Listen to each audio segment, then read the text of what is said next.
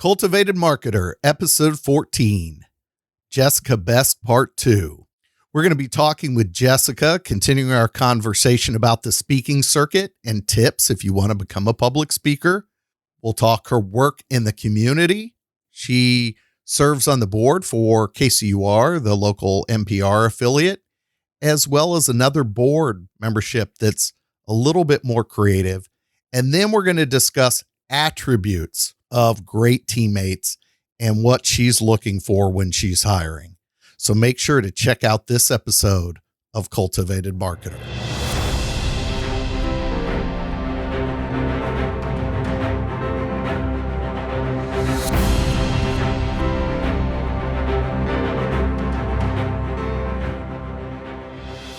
Welcome to Cultivated Marketer, where we talk marketing professional development so your garden of opportunity grows. This is Brent Bowen, and I'm out without my partner in crime today, Matt Tidwell. He is making himself very known at the IABC International World Conference, and so I'm recording this while he's attending that activity. And unfortunately, I was not able to participate in that conference, although it was virtual this year, just wasn't able to make the schedules work to be there this week. One of the things I am getting involved with, though, is now that things are opening up a bit, I'm getting involved in Social Media Club of Kansas City. We're seeing a lot of the membership organizations starting to ramp up activities, and Social Media Club is no exception to that. And I'll be serving as the advocacy chair for Social Media Club, and I'll be making mention of some of the activities. We just had an activity pass where we had a freelance speaker do a Zoom call and talk about, if you want to get into being a freelancer, what does that look like? And we'll have future speaking engagements, and I'll make mention of those here. But on this episode, and a quick little summary, I don't want to keep you from Jessica, but a quick little summary as we spend some time with Jessica in part 2 of our discussion, continuing our conversation about how she got started as a public speaker. She's spoken internationally on email and data-driven marketing. She's even spoken at South by Southwest. If you haven't heard the first part of our conversation with Jessica, make sure to go back and check out part 1 of our conversation with Jessica, as she talks about how she really got started on the speaking circuit. And in this episode, what she talks about are tips for individuals that might be interested in getting started as a speaker.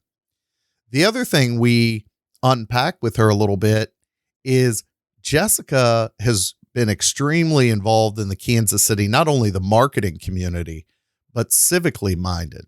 And she participates in Te Deum, which is a music organization. We kind of we speak to her and understand what she does with Te Deum. And then we also get to know a little bit about her work with KCUR, the NPR affiliate. I think it's really interesting that, Jessica spends a lot of her day working on highly technical, data-driven marketing campaigns and work for clients. And then in her free time, she's still doing some marketing or journalistic activities, but more of the traditional sense with KCUR. But she probably helps, I'm sure, bridge and bring her digital marketing expertise to those conversations as well. And then the last thing that we speak to Jessica about are attributes of what she looks for in good teammates, and when she's looking to hire, what she's trying to bring to the table. And it was really interesting. This part of the conversation with Jessica struck me in particular, and I often will look at the same set of skills. It's not what you've done in the past, but it's your attitude. And then also maybe your aptitude to pick up new things. And I think in her world of data-driven marketing, things are changing so dramatically And it's such a different skill set. It's not your traditional creative skill set, but it's more a analytical skill set a lot of times and a problem solving skill set. I think she's looking for that aptitude, and she spoke to that. And she also spoke about how a lot of people, when they get into the industry, aren't necessarily thinking about email or data-driven marketing. And so it was almost a call to arms or a plea, if you will, to start to consider that as a possible career choice, which I found very fascinating. Well, just to look forward into the series, let you know, Matt and I, next set of episodes, we're looking to kick off a mentorship series of episodes. So we're going to bring on some guests. They're going to talk about the idea of mentorship and what it means to them, and from multiple viewpoints. Maybe professionals that are a little bit younger in their career, as well as maybe a professional or two as they reflect on their career, talking about mentorship and what it's meant to them.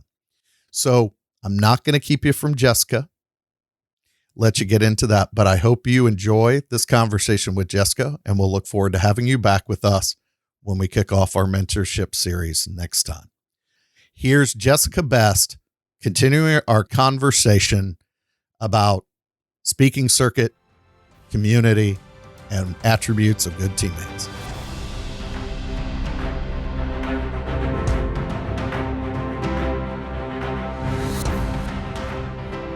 And it is such a great way, as I think I've done some, not anywhere near to the level that you have, but occasionally I'll do a speaking engagement. It strikes me that as we talk about personal branding, that really is a fantastic strategy. What advice would you share with marketers or anyone really who has an interest in doing, more of that kind of speaking events, or just what's the best way to start? I guess the best way to say. Yeah. Just like anything, you have to have experience to get experience, and it's obnoxious, but you would be surprised who is open to the idea of free education. The Nonprofit Connect group has reached out almost every year, and I still say yes to them. I still say yes to universities, frankly, because it's something that even if my speaking style had not been perfect, I'd be able to teach you something. So I have always valued higher education. I have always tried to give back to a generation. I didn't learn email marketing in school. There wasn't an email marketing class. I didn't come out with like a $40 ROI just like ready to hand out to somebody. So I'm trying to help build that into our digital marketing education through KU, through MCC, through JCCC, so many letters. But that was really important to me. It's also a really great way just to get started, because a lot of educators are looking for people who are doing it as their everyday. And it's really good practice to be able to offer your services in that way, and then to get a little practice in front of a group of students who at least are getting credit for paying attention. They still may not pay attention, but they are at least incentivized to pay attention for class. And I would say that's the other thing. This isn't really a tip. It's just sort of if you're not sure you can get up and talk about what you do in front of people, two things. One, you're not getting up and giving a speech or singing a song. You're teaching people what you do. And it's very different to feel empowered to share what you've done well, or to share what you've done wrong and what you've learned along the way. It's very different. I couldn't get up and speak in front of a group of people on Tonka trucks, right? I do what I do because I love what I do. I speak about what I do because I love what I do. The second thing I've learned is, I just talked about how much I love higher ed. Adult education is a different animal. When you start speaking at conferences, especially when you're paid to speak at conferences, the level of attention that you get that's different. I have spoken at Johnson County Community College and had about 50% attention and thought, high five me. That was really a strong attention span. If you go to a conference where somebody's company had to pay $3,000 for them to go get that education, they are wrapped. You have their attention completely. And then you probably are going to get engaging questions at the end where they're trying to apply this. And it's so rewarding. It's so rewarding not only to teach it, but for them to really need that information and to come to you to help develop their plan to put it into action. Great question. This is obviously something I'm really passionate about. It was great to hear you talk about the civic component to that. So for you to talk about where to start, and that's a great place to start. And that's actually where we want to go. So you were talking about Nonprofit Connect, right? Yeah. And And one of the things that Matt and I love to see about your experiences is how civically minded you are. And so there's been a lot of support throughout the years, I know, within the local nonprofits and personal involvement on different boards. So we talked about KCUR and in the intro, and then there's this little sneaky organization we want to ask you about, Te Deum, most recently that's on here. So but first, what we want to ask, because, we're obviously doing audio today. What is a community advisory board member? What do they do for radio? Because Oh, good Matt and I are question. both lovers of radio. So what is that with KCUR what you're doing there? So KCUR is, as you said, the NPR station in Kansas City, and it's a little bit of a unique thing that the GM, Nico Leone, who has now moved to Texas, but he had instituted this idea of a community advisory board where literally just members of the community came into a room every other month and heard what was going on with the radio station. He could ask questions. Is this valuable to you? Is this the direction you want your public radio station to go? They could announce things, like they could share, like the first time they did Radioactive, the fundraising gala in June. They shared that with the community advisory board and talked about, what is the value of something like that? And what came of that is there was as much interest in meeting a few hundred other NPR news nerds in Kansas City as there was supporting the station, because the station has a fundraiser, a drive that does really well twice a year. So this would be like a big investment, a big hullabaloo, but it was worth it to actually create a sense of community. And that was something that kind of he'd pressure tested with the community advisory board. I cheated in getting involved. I actually got involved through their Generation Listen organization, which is their quote unquote young listeners. We don't card people, but generally the younger listeners, and Gen Listen is something that national NPR has, but that Kansas City has always had a really strong chapter of. We're strong with our chapters in Kansas City in general. And I had gotten involved because of Radioactive, and they were asking if I'd be interested in leading their young leaders group. Ended up on the marketing team, ended up as the chair. So I'm currently the chair of KCUR's Generation Listen group. So long way around, the chair of that group also sits on the community advisory board. So I sort of cheated. I got my way onto the board, got my seat at the table partially by volunteering for sort of a board service position. That's not cheating. I'm on the board. I'm on the board of an arts organization, and we bring on a lot of Kansas City young audiences, which does arts education at elementary to middle school. And and this is why the interest in the other organization, when I saw that, and I was super fascinated by that based on my participation in the arts civically. But that's the way we bring a lot of board members on, or through volunteer positions in different committees, right? So it's like succession planning at a corporation.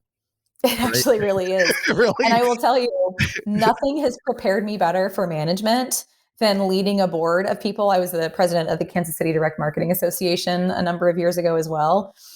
Nothing is harder. Nothing in business is as hard as being the president of an organization of volunteers that don't have to do what you say. Mm-hmm. You have to learn to lead with vision and enthusiasm and gratitude instead of assigning things to people, which for me, especially to have learned, thankfully, at a youngish age, I have taken that into my management style day to day. Volunteering for KCDMA and Te Deum and water.org and Harvesters has been part of my career path, has been part of my education. So on Te Deum, it's music based. Help us understand the mission really quickly. Yeah. I was curious about are you a singer yourself? I am. And I think a lot of the board, that's probably where our love for this type of music comes from. Te Deum, the overarching mission of Te Deum is to feed people spiritually through music, right? If we were just to strip everything else away, it's mostly spiritual music, but it's a wide variety. It could be everything from Moses Hogan to, we have a cappella pieces, we have organ, we have an organist. Oh, it's so cool. We have an organist that will play with these big, juicy sounds, right? But the idea is, if you've ever been to a concert or heard a song or heard the chants in a chapel and felt churched, if that feeds you spiritually, that's what Te Deum is. And I went to a concert with a friend of mine who at the time was on the board. He asked if I'd be interested, knew that I was a singer myself, that I had done choral music for a number of years. And even though I don't sing a lot, I don't get to sing a lot anymore, he took me to a concert and I just remember sitting there in absolute awe, hearing the songs reverberate against this beautiful Golden Dome church downtown. And I thought, I mean, this is church. This is why I go. I like what they say in the pulpit, but this is what I am in this room for. And I told him that, and he immediately recruited me to the board. So I've been on the board for about 3 years ever since. Yeah. You felt inspired, and now, thus, Jessica, you will inspire. So that's right. That's right. I will be on yet another board or committee, and I'm happy to do it. Well, I loved what you said about, really cutting your management teeth in that volunteer board leadership experience. I absolutely agree. I found the same thing myself. And, and many times that we if you get that opportunity, particularly at a younger age, it can really pay off for you as you move up in your career. So that's terrific. I'm interested, Jessica, one of the things we like to do on the show is talk to leaders in the field about younger people coming up, because that's certainly a passion of mine and where I'm spending the latter part of my career. And so really, really interested in takes on that. And obviously professional development being a mission for our show. You've been a leader now in the field for a while. When you look for young people to progress through your organization, or maybe you're in hiring mode, what are some of the attributes that you're looking for in younger folks when either hiring or maybe bringing them onto your team if they're already in your organization, things like that? What's the secret? What kinds of things are you looking for in folks that are maybe, instead of like us with a decade or 2 or 3 of experience, maybe only just have a couple of years? That has been one of the tricks. And if you guys have the answer, you let me know. But what I've learned as I try and grow is, again, nobody comes in with a degree in email marketing or even database marketing. A lot of what people learn in marketing is TV and radio advertising, one to many. So the idea of being able to do this personal, triggered, automated, measured, individualized side of marketing just isn't a concept that everybody has. What I've found is, rather than looking for somebody with experience, I'm looking for somebody with an analytical brain. I've made the mistake before of hiring somebody and then a year in asking her, I was kind of helping her with a report that she was doing. And I was like, let me put this in whatever box fits for you, right? How do you learn things? What was your favorite math class in high school or college? And she goes, oh no, I hated math. And I was like, oops, this job comes with math. Now, it's not like calculus, but if you don't have that natural curiosity to solve the equation, if you don't want to know why this worked or what worked, even if you don't get to the why today, if you don't want to know what worked, that natural curiosity has to be there to be a really great data-driven marketer, and especially a really great email marketer. We are a channel that learns by what performs. We are lucky that we get results for almost everything that we do, even if it's things like open and click-through rates or time spent on the website, or when we're really lucky, online orders. So that natural curiosity or that desire to figure it out is a non-negotiable for me at this point. I think you can be really good at the process of getting beautiful emails out the door, but what my team really needs is somebody who can solve for the best return on investment. And that's what my expectation is. And if you don't know even how to formulate return on investment, that's okay. I just think there's a natural sense of people, I want to learn every day, or I'm self-motivated, or there are these things that you can kind of look for. And as a student, as somebody who is coming into the marketplace, be curious. I mean, don't fake it, but be curious in the way that, we talked about speaking for nonprofit organizations to cut your teeth. Offer to audit the email program for your favorite nonprofit. If you care about Wayside Waifs, ask them to take a peek at their emails and figure out what's working. And it's not rocket science. It is math. I'm not going to lie. It is math. You can't get out of it. But it's not rocket science. If you literally exported the results of somebody's email program for the year and then sorted by open rate, you'd learn something. If you sorted by unsubscribe rate, you'd learn something. That's what I need. I need somebody who looks at it and goes, oh, there's an answer there. I'm going to get it. I'm going to get to that answer. I want that to be something that somebody can do and that they can dig into on their own, even if they don't get a lot of training in an area. Because we also don't have a really long on-ramp in most agencies. We're going to tell you where the bathrooms are, and we're going to tell you what job number to put it under. and I'll show it to you once. And then after that, just ping me if you have questions is like somebody's going to put that on my tombstone. Ping me if you have questions. What I mean is try it and then ping me if you think you might have done it wrong. So I think just being a natural trier is part of that too. Yeah. Here, let us introduce you to the deep end of the pool. That's right. Yeah, That's right. the first, you've toured the home. You've had 10 minutes in the home. Let me introduce you to the deep end of the pool. That's right. I will say I try to at least we try not to overwhelm with volume, even if you don't know the answers to things. And what I mean by that is any job, let your manager know how you best learn. Do you need to see it? Mm-hmm. Do you need to hear it? Do you need to write it down? Do you need to practice it and come back? Figure out what your best style of retention is and communicate that and be your best advocate, because what your manager needs you to do is what she just showed you and fast so that she can show you another thing. So try and really be your own best educator, take your own notes, make sure that you're making sure that you get enough time to absorb it so that the next thing you learn isn't just going into a full cup, if that makes sense. Boy, that is such great advice because, I see young people all the time. They'll get a new job and they're so focused on sort of making a good impression, right? And doing what they perceive as the right thing and maybe what's in the KPIs or whatever. But boy, what an important first task in a new role is to have that, deep conversation with your manager or your boss in terms of here's how I retain, here's how I best learn, because that helps them. Yeah. That's right. They want to get it right the first time too. I mean, I spent years teaching people in the way that I best learned before I was like, oh, actually, what if we started on your first day? Telling me, because there's also a speed to learning, right? There's also some people hear it once and gosh, it's in the Rolodex forever. And I love those people. If you are one of those people, come talk to me. We will make an open position for you. If you're a person that needs to see it or needs to do it before you actually retain it. So sometimes you see it and you write your notes down and that's fine and well and good. But then I would encourage people to get very comfortable with the idea of, can I do it and have you check my work?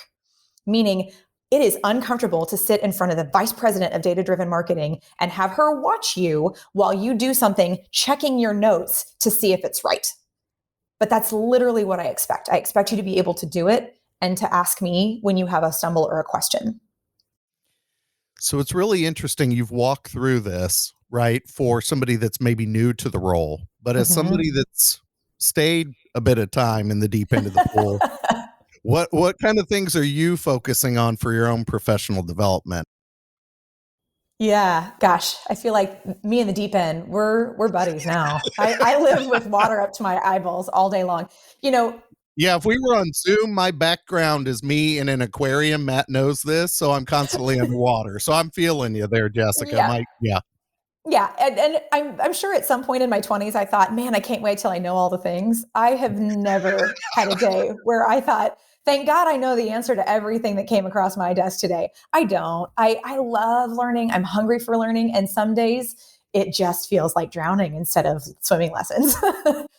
I mostly spend my time digging into how the data is stored and how it gets to where I can use it for marketing. So the next step up for me after things like ECRM, email marketing, loyalty programs, digital marketing using data, the next step up for me is true CRM, not CRM marketing, literally talking about how the data architecture and where we store data or where we share data or move data in order to activate against it, how that's set up to be most optimized. One of the biggest projects on my plate right now, and one that I have a huge sense of satisfaction after weeks and weeks of dread, not knowing how I was going to get this thing done. I basically wrote a thesis on the data architecture for one of my clients. It's called a functional requirements document. And it's something that our database architect used to do. And it's the first time I've ever done one on my own. And it is huge and terrifying, but once all that is out on paper, and it just turns out that I needed to take it one bite at a time, just like anything else. It was so satisfying just to get in and do something new. That was hard. It was really hard. And trying something new all the time.